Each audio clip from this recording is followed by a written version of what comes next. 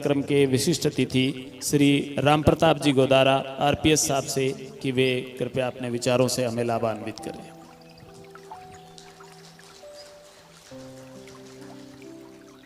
धन्यवाद महंत जी और आपका कि आपने मुझे यह अवसर दिया। सब मिलके गुरु महाराज का एक जयकारा लगाएंगे। बोलो गुरु जम्बेश्वर महाराज की। बहुत बढ़िया। आज महाशिवरात्रि का पर्व है तो मैं भगवान शिव को भी वंदन करता हूँ तथा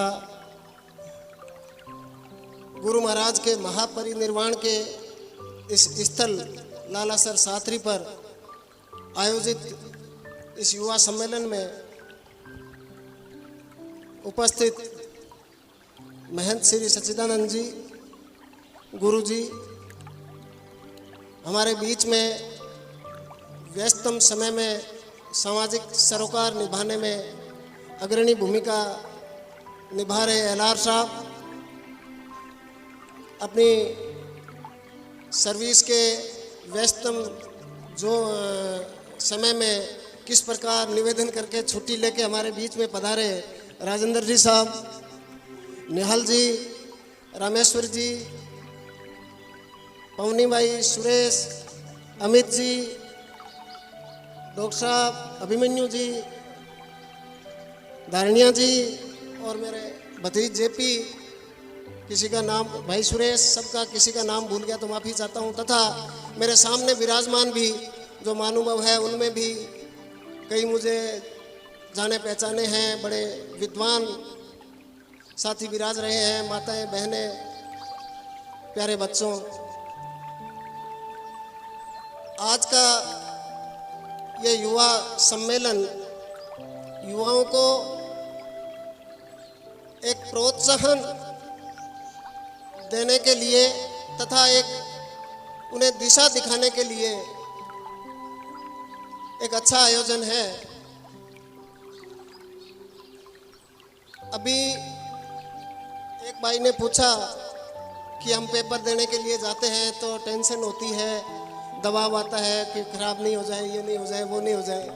बेटा वो तब होता है कि जब जिस परीक्षा का आप पेपर देने के लिए जाते हैं और आप मन में पहले मान के चल जा रहे हो कि मैं आरएस का पेपर देने जाता हूँ तो मैं तो आरएस हूँ और मैं फेल नहीं हूँ। और फेल क्या हो गया? पेपर देने के लिए जा रहा है, फेल तो पहले से है ही, बन गया तो कुछ प्राप्त करेगा और नहीं है तो है जो है ही, उसमें नुकसान क्या हो रहा है?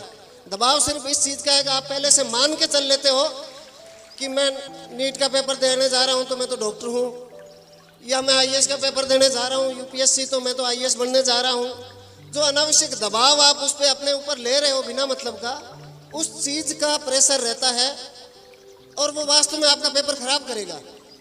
इसलिए जब आप पेपर देने के लिए जाएं तो ये सोच के मत जाएं कि मैं ये बन गया हूँ। बनोगे तो तब जब आप होगा। आपके पास खोने को कुछ नहीं है, आपने इतनी मेहनत की है, इतनी पढ़ाई की है, तो उसके लिए इतना ज्ञान अर्जित किया है तो आपने सीखा ही है। और उसमें अगर असफल हो जाओगे तो भी सीखे तो हो ही। ये थोड़ा ही है 100% नहीं आप उसमें कर पाए तो आप 70, 80, 90% तक नज़दीक पहुंचे हो तो ये आपकी उपलब्धि है। फेल कहाँ हो रहे हो आप? अगले अटेम्प्ट में होगा। और जो ज्ञान आपने अर्जित किया है वो तो हमेशा काम आएगा। ये थोड़ा ही है इस परीक्षा के बाद जो है आपको कुछ काम नहीं आएगा। तो ये भावना मन में नहीं रखें और इसमें अनावश्यक दबाव अपने पर नहीं लाएं। दूसरा एक इश्यू उठा था कि हमारे बच्चे अनावश्यक सोशल मीडिया या मोबाइल का उपयोग करते हैं। आज ये एक बहस भी है कि बच्चे बच्चियों को मोबाइल देना चाहिए, नहीं देना चाहिए। बच्चे बच्चियों को मोबाइल देना चाहिए, ये बिल्कुल सही है। मोबाइल का ज़माना है तो आप ये भी नहीं कह सकते कि किसी को मोबाइल नहीं देना चाहिए। और दूसरी एक समस्या आती है बच्चों में, युवाओं में। आज नशे की प्रवृत्ति भी हम देखते हैं आए दिन बढ़ रही है, तरह तरह के नशे चल रहे हैं। इन सब का मैं दोनों कारणों का, जो मोबाइल पे बच्चे मिसयूज कर रहे हैं उसका, या गलत आदतें पड़ रही है, या जुआ खेल रहे हैं, या कहीं भी देर नाइट तक आपका बच्चा अगर मोबाइल का यूज़ कर रहा है तो यूँ समझ लेना ज़्यादातर उसमें अनावश्यक ही कर रहा है। आप उस पर वाच करें और उसकी काउंसलिंग करें। 3 चीज़ें हैं जिससे आप इन दोनों समस्याओं का समाधान कर सकते हैं, मेरा विश्लेषण है। और भी कारण होगा। पहला, आपके बच्चे मोबाइल की तरफ जा रहे हैं, नशे की तरफ जा रहे हैं, तो आपके बच्चों के लिए जो बच्चे की एक्स्ट्रा एनर्जी है, आज बच्चा ग्रोथ कर रहा है, इसमें एनर्जी है, तभी तो ये बढ़ रहा है। हम इतने ही पढ़े, हम तो नहीं बढ़ रहे, जो हमारा एनर्जी का एक लेवल है कि हमने जितना खाया उतना चल फिर लिया, हमारी एनर्जी उतने में खर्च हो गई, हमारे पास इतनी एनर्जी है। बच्चे के पास एक्स्ट्रा एनर्जी है। आज बच्चा किशोर अवस्था में कितनी ग्रोथ कर रहा है, तो इसकी जो बॉडी है वो कितनी एनर्जी पैदा कर रही है। उस एनर्जी का अगर आपने उसको खर्च नहीं करवाया या उसका यूज नहीं हुआ तो वो दिशा भटकेगा और गलत रास्ते पे जाएगा। और बच्चे को समय चाहिए। अब मनोरंजन के लिए बच्चे को, तो उसके लिए बच्चे के लिए आपको एक तो 1 घंटा, 50 मिनट, आधा घंटा जितना अवेलेबल हो, चाहे बच्चा किसी की स्तर भी तैयारी कर रहे हो, उसके लिए खेल का प्रबंध, व्यायाम का प्रबंध, जिम का प्रबंध करना चाहिए। ये नेसेसरी है। बच्चे के लिए सिर्फ पढ़ाई जरूरी नहीं है, उसका शरीर, मस्तिष्क, जो मानसिक एक्सरसाइज है वो भी जरूरी है। आप सोचोगे खेल में क्या होता है, खेल में ये होता है मेंटल एक्सरसाइज बच्चे से। बच्चा बैडमिंटन खेल रहा है, क्रिकेट खेल रहा है, आप देखो बैडमिंटन की सेटल है, वो करीब 350-400 किलोमीटर की स्पीड से शॉट आता है और दूसरा उसको उठाता है और वापस के इसको मैं कहाँ खिलाऊं ताकि मेरे को पॉइंट मिले। तो कितने कम समय में उसके दिमाग ने कितना डिसीजन लिया और कितना प्रेशर झेला, ये चीज़ गेम से सीखेगा बच्चा, उसका मानसिक रूप से मजबूती मिलेगी। तो ये ज़रूरी है कि बच्चे के लिए खेल की व्यवस्था आप करें और कोई जिम की व्यवस्था करें। गांव में सामूहिक रूप से हो सके ठीक है, पर कहीं न कहीं उसको एक गेम के अंदर अवश्य डालें बच्चे को। दूसरा है किताब से बच्चे को प्रेम कराएं। कितना ही आप कह दो कि साहब ऑनलाइन पढ़ रहा है, ऑनलाइन कर रहा है, सिर्फ ऑनलाइन अच्छी बात है, ऑनलाइन से आप एक्स्ट्रा सीखें, पर जो बेसिक चीज़ है, बेसिक ज्ञान है, वो ऑफलाइन आप बुक पढ़ के जितना ध्यान लगा के बुक से सीख पाएंगे वो ऑनलाइन संभव नहीं है। क्यों राजेंद्र साहब? इसलिए किताबों से दूर मत भागे, किताबों से बच्चों की दोस्ती करें और गांव में, मोहल्ले में जहाँ तक पॉसिबल हो अपनी लाइब्रेरी खोलें। और नहीं तो आज के दिन सब सक्षम है, घर में अच्छी किताबें आप जहाँ जाएं ऑनलाइन देखें, अच्छी किताबें घर पे आपके देखे जाएगा, अच्छी बुक्स बच्चे को पढ़ने के लिए मिले। और तीसरा और मुख्य मेन है कि अपने बच्चे को समय दीजिए।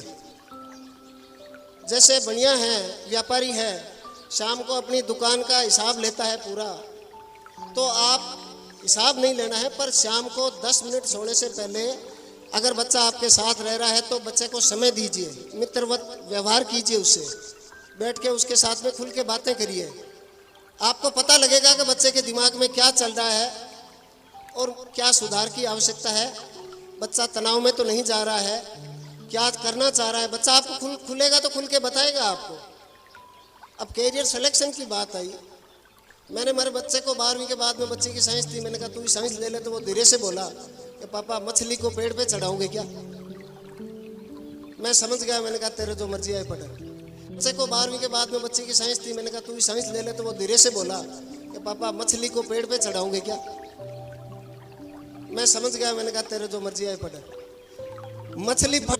मछली पानी के अंदर तो तैरने में निपुण है, वो अच्छी तैर लेगी, और अपनी गिलहरी जो छछुंदर है वो पेड़ पे चढ़ने में मास्टर है, बिल्ली आएगी भाग के पेड़ पे चढ़ जाएगी।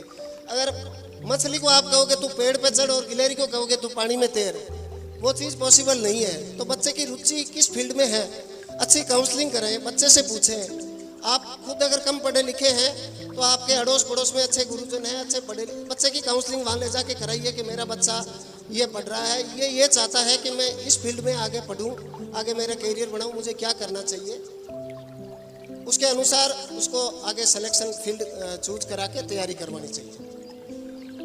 तीसरी बात, आज हम सारे यहाँ बैठे हैं और बच्चे भी लगभग आए हैं, हम सिर्फ सर्विस तक इस चीज़ को फोकस कर रहे हैं।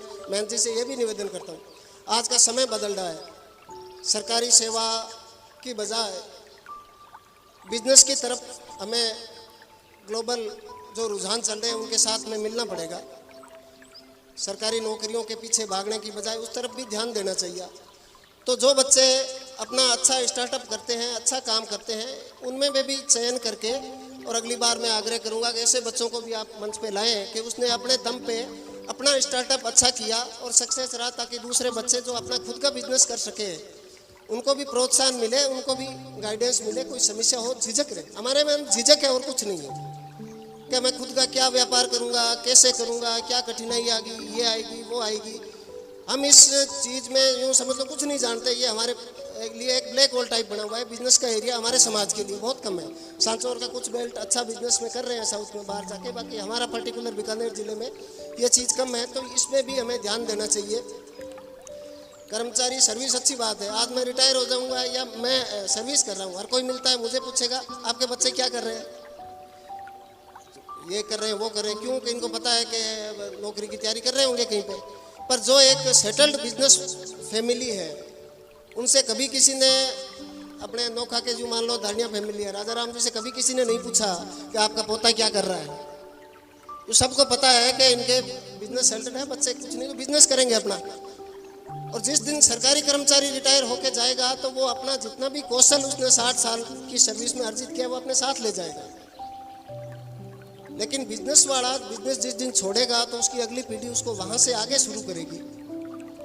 तो हमें अच्छी बात है कि जिन बच्चों की रुचि सरकारी सेवा में या अच्छी डिग्री लेने में वो करें, पर इस ओर भी ध्यान देने की आवश्यकता है कि खाली अपन इसके पीछे नहीं भागे। अब समय बदल रहा है तो हमें भी इस चीज़ की ओर डाइवर्ट होना पड़ेगा और ये चीज़ भी देखनी पड़ेगी। किताबों की बात मैं एक छोटा सा आपको उदाहरण देता हूँ। मैं अभी कर्नल जेम्स टोड की मैंने देखा, नाम सुना था, मैंने कहा बुक्स मंगवा लेते हैं। मैंने ऑनलाइन मंगवाई, मैं उसमें पढ़ रहा था गुरुजी हिस्ट्री। तो अपन लोगों में मैंने कहाँ जा रहे हैं तो क्या लालार सात रीजू भी गोनी बोले। तो जेम्स टोड में उसमें एक लिखा वर्णन कि महाराजा सूरत सिंह बीकानेर के, वो 1822 के आसपास टोड यहाँ इंग्लिश एजेंट के रूप में राजस्थान में आए थे। सूरत सिंह महाराजा बीकानेर के थे। तो उनके बारे में लिखा कि वो जन कल्याणकारी बिल्कुल राजा नहीं थे और लोगों से अनावश्यक टैक्स लेते थे, गुंडे छोड़ रखे थे, लोगों को तंग करते थे। ये जेम्स टोड ने लिखा है अपने। तो उन्होंने लिखा कि सूरत सिंह की वजह से सह नाम से लोगों को नफरत हो गई है, इसलिए लोगों ने सह नाम लेना छोड़ दिया है।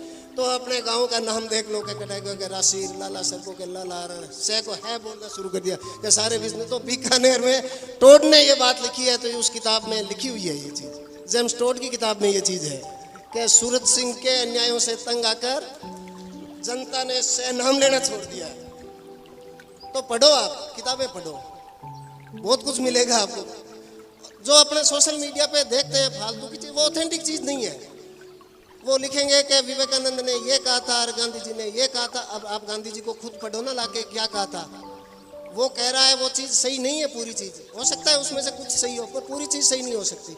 इसलिए मेरा निवेदन है, अच्छी किताबों से हमेशा प्रेम रखो। किताबें घर में लाओ, खरीद के लाओ। किताब का जितना भी आप मूल्य खर्च करोगे वो आपके लाइफ में कई गुना उसका रिटर्न देगी। वो पैसा व्यर्थ कतई नहीं जाएगा। ये तो रही बच्चों की पढ़ाई की बात। एक बात गुरुजी मैं और निवेदन करता हूँ कि मैं आज फेरी लगा रहा था कंकेड़ी के चारों तरफ के। गुरु जी ने यहाँ देह त्याग किया था, तो मन में एक विचार आया कि गुरुजी ने जब देह त्याग किया होगा तो हमारे बारे में क्या सोचा होगा। एक कल्पना करो। और हमारे कुछ पूर्वज महात्मा संत उनके आसपास भी होंगे, उन्होंने क्या प्रण लिया होगा कि गुरुजी इतनी मेहनत करके हमें एक नया पंथ देके, जिसको तो अब हम पंथ को जाति में बदल चुके। पहली गलती हम यहीं कर बैठे। ये मैं खुले तौर पे कह रहा हूँ। ये बिश्नोई पंथ था, इसको पंथ रखते तो और अच्छा रहता, पर हमने इसको कालांतर में जाति में ये कन्वर्ट हो गया। अब जो हो गया तो हो गया। तो क्या सोचा होगा। और हमने जब गुरुजी की अंत्येष्टि मुकाम में की, समाधि दी, तो क्या प्रण लिया होगा हमारे बुजुर्गों ने। एक ही प्रण लिया था कि गुरु महाराज आपका बहुत बहुत कोटि कोटि धन्यवाद कि आपने हमें बिश्नोई बनाया और ये 29 नियम दिए जिससे हमारा जीवन सफल होगा। यही सोचा होगा।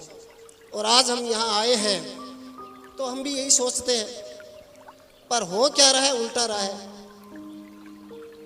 हमने जाम्बोज जी महाराज, मैं बार बार इसीलिए गुरु महाराज कह रहा हूँ, मेरे कोई नोन करे तो मैं गुरु महाराज कह रहा हूँ। गलती हमने क्या, एक वर्ड चुना भगवान, और हम भगवान मानते हुए आगे चल पड़े। और जब आप किसी को भगवान मानोगे तो उनसे चमत्कार की उम्मीद करोगे और अपना कर्म भूल जाओगे।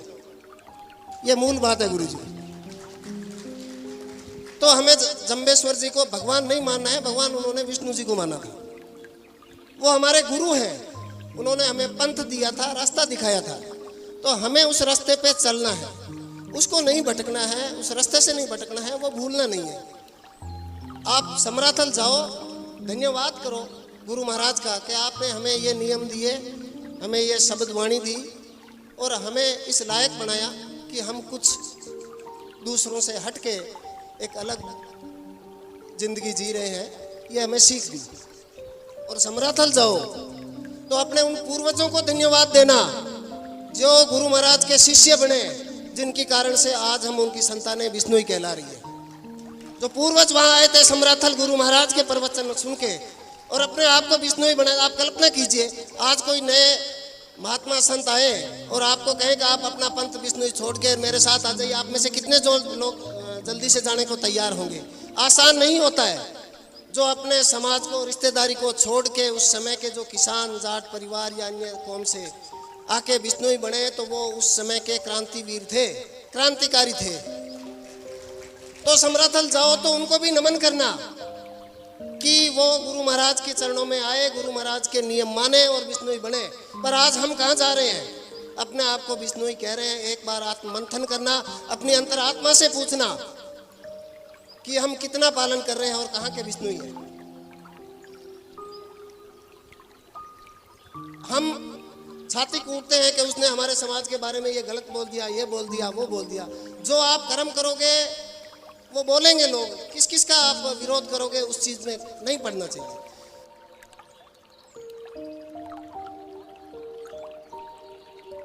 सूची प्यारो, हम पढ़ते हैं पर यहाँ आते आते जल्दी से बोल के आगे निकल जाते हैं कि इसमें कोई पूछ नहीं ले कि ये इसका क्या मतलब हुआ। तो कितनी सुचिता, कितना शील धर्म, किसका पालन? शील क्या है? शील ये है कि आपका आचरण है वो उत्तम होना चाहिए। और आचरण में सब कुछ आ जाता है। आपकी बोली, आपकी चाली, आपका पहनावा, आपका खाना, आपका पीना, आपका व्यवहार। आप किसी को तकलीफ नहीं दोगे, आप ये करोगे, सब आ जाता है शील में। एक नियम में सब कुछ आ जाता है। और सुचिता यानी शुद्धता। शुद्धता किसकी?